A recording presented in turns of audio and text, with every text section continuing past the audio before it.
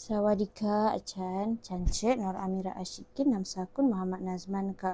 ฉันรักนักศึกษา24A3050ค่ะฉันเป็นนักศึกษามหาวิทยาลัยมาเลเซียกลันตันค่ะฉันอายุ22ปีค่ะฉันมาจากคณะผู้รอบคอบขั้นแรกคณะธุรกิจค่ะฉันเรียนสาขาวิชาภาษาไทยค่ะ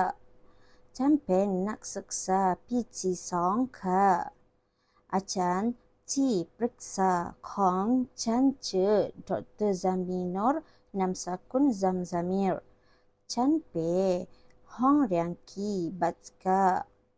ฉันของห้องเรียนกว้างและสะอาดค่ะฉันอาศัยอยู่ในวิทยาเขตพร้อมกับเพื่อนค่ะฉันอยากทำงานนักธุรกิจค่ะที่บ